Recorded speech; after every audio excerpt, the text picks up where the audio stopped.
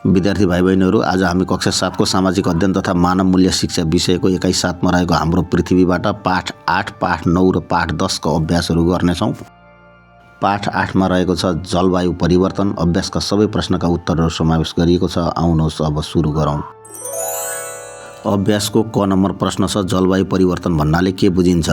जलवायु परिवर्तन भन्नाले पृथ्वीको वायुमण्डलको तापक्रमको वृद्धिले जल र वायु तथा वातावरणमा हुने नकारात्मक परिवर्तन भन्ने बुझिन्छ। ख नम्बर प्रश्न छ जलवायु परिवर्तनका कारणहरू लेख्नुहोस्।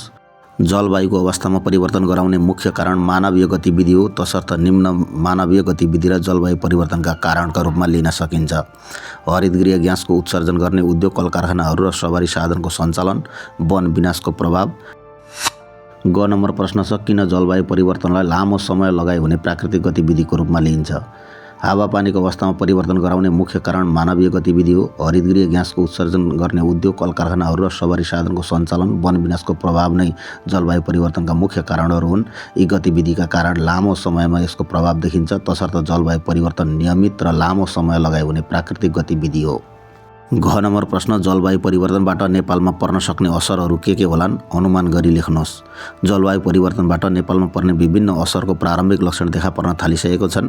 यसले मूलतः तापक्रममा वृद्धि र हावापानीमा फरक पार्छ। त्यस्तै नेपालको हिमालका हिउँ पग्लेर सकिने अवस्थाको सिर्जना गर्छ। हिमालका हिउँ पग्लेर सकियो भने पक्कै पनि त्यसको असर निकै भयावह हुनेछ। अब हामी पाठ 9 तर्फ लाग्छौँ। विपद व्यवस्थापन। अभ्यासका सबै प्रश्नका उत्तरहरू समावेश छन्। आउनुहोस् अब सुरु गरौँ। अभ्यासको क नम्बर प्रश्न छ विपद भन्नाले के बुझिन्छ? उदाहरणसहित लेख्नुहोस्। आकस्मिक रूपमा कुनै पनि घटनाहरूबाट धनजनको क्षति हुनुलाई विपद भनिन्छ। ज्वालामुखी, भूकम्प, बाढी पहिरो, सुनामी, आगलागी, महामारी आदि विपदका घटनाहरू हुन्। ख नम्बर प्रश्न किन भूकम्पीय विपद अन्य विपदभन्दा खतरनाक मानिन्छ? कारण दिनुहोस्।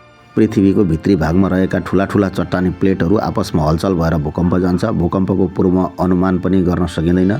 यसले एकैछिनमा ठुलो जनधनको क्षति पुर्याउन सक्छ। यसका साथै एक पटकमा ठुलो क्षेत्रमा यसले नोक्सानी गर्न सक्छ। तसर्थ भूकम्पीय विपद अन्य विपदभन्दा खतरनाक मानिन्छ। ग नम्बर प्रश्न छ महामारी भन्नाले के बुझिन्छ? यसले पार्ने असरहरूको सूची तयार पार्नुहोस्।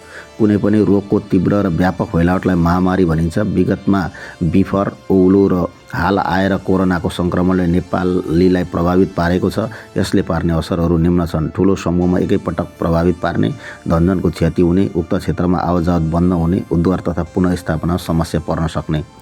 घ नम्बर प्रश्न छ नेपालमा प्राकृतिक विपदका घटनाहरूको जोखिम धेरै हुनका कारणहरू लेख्नुहोस्। यस्ता कारणहरू अधिकांश भूभाग भिरालो जमिनले ढाकिएको, भूकम्पीय जोखिम भएको मुलुकमा पर्ने, अशिक्षा र चेतनाको कमी, वनजङ्गलको तीव्र फडानी, विकास निर्माणका कार्यमा दिगो विकासको सिद्धान्त अवलम्बन नगरिनु आदि। ङ नम्बर प्रश्न छ विपद व्यवस्थापनका 3वटा अवस्थामा गरिने मुख्य कामहरू लेख्नुहोस्। विपद व्यवस्थापनका 3वटा अवस्थाहरू विपद पूर्व, विपदका बेला र विपदपछि भन्ने रहेको छ। विपद पूर्व विपद सम्बन्धी योजना निर्माण गर्नुपर्छ। सचेतनाका कार्यक्रम सञ्चालन गर्नुपर्छ। संरचना निर्माणका निश्चित मापदण्ड तोकी त्यसलाई कडाइका साथ कार्यान्वयन गर्नुपर्छ। विपद व्यवस्थापनका लागि आवश्यक तालिम प्राप्त र सिपयुक्त जनशक्ति शक्ति तयार गर्नुपर्छ। विभिन्न सुरक्षा र संरक्षणका उपायहरू अवलम्बन गर्नुपर्छ। पूर्व सूचना प्रणालीलाई व्यवस्थित गर्नुपर्छ। विपदका बेला घाइतेहरूको उपचारको तत्काल व्यवस्था मिलाउनुपर्छ। खोज र उद्धारका कार्यलाई प्राथमिकता दिनुपर्छ। सही सूचना प्रवाह गर्नुपर्छ। पीडितका लागि बस्ने वासस्थानको व्यवस्था गर्नुपर्छ। त्यसैगरी उचित परामर्श प्रदान गर्नुपर्छ। आपतकालीन सामग्रीको व्यवस्थापन गर्नुपर्छ। सुरक्षाको प्रबन्ध मिलाउनुपर्छ।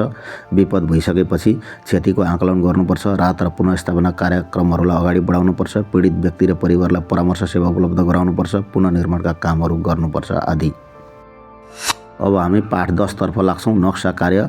अभ्यासका सबै प्रश्नहरूको उत्तर समावेश गरिएको छ। आउनुहोस् अब सुरु गरौँ। अभ्यासको क नम्बर प्रश्न छ कार्टोग्राफी भनेको के हो? कार्टोग्राफी भनेको नक्सा बनाउने विज्ञान हो। नक्साको महत्त्व लेख्नुहोस्। ख नम्बर प्रश्न नक्साको महत्त्व। नक्सा सूचनाको स्रोत हो। यात्रा गर्दा नक्साको प्रयोग गरिन्छ। सुरक्षा निकायहरूले विभिन्न किसिमका तालिममा विभिन्न तथ्यहरू पत्ता लगाउन नक्साको अध्ययन गर्छन्। ग नम्बर प्रश्न छ किन नक्सामा सङ्केत चिन्हको प्रयोग गरिन्छ? लेख्नुहोस्। नक्साले विभिन्न सङ्केतबाट भौगोलिक तथा सामाजिक तथ्यहरूको जानकारी दिन्छ। नक्सामा सङ्केत चिन्ह र अर्थ दिएको हुन्छ। नक्सामा प्रयोग भएका सङ्केत चिन्हहरूका आधारमा भौगोलिक तथा सामाजिक तथ्यहरूको जानकारी गराइन्छ। तसर्थ नक्सामा सङ्केत चिन्हको प्रयोग गरिन्छ। घ नम्बर प्रश्न छ किन मानिसमा नक्सा अध्ययन सिप हुनुपर्छ, कारण दिनुहोस्। नक्साबाट सूचना प्राप्त गर्न नक्साको गहिरो अध्ययन गर्नुपर्छ। नक्साले उत्पादन क्षेत्र, औद्योगिक क्षेत्र, बस्तीहरू, नदीनाला, वन क्षेत्र, खनिज क्षेत्र, यातायात आदिको पूर्व सूचना प्रदान गर्ने हुनाले नक्सा पढ्ने सिप सबैमा हुनु जरुरी छ। विद्यार्थी भाइ बहिनीहरू, तपाईँहरूलाई आजको प्रश्नोत्तर कस्तो लाग्यो कमेन्ट गर्नुहोला। साथै हाम्रो मेहनत र हौसलाका लागि हाम्रो च्यानललाई सब्सक्राइब गरिदिनुहोला। धन्यवाद।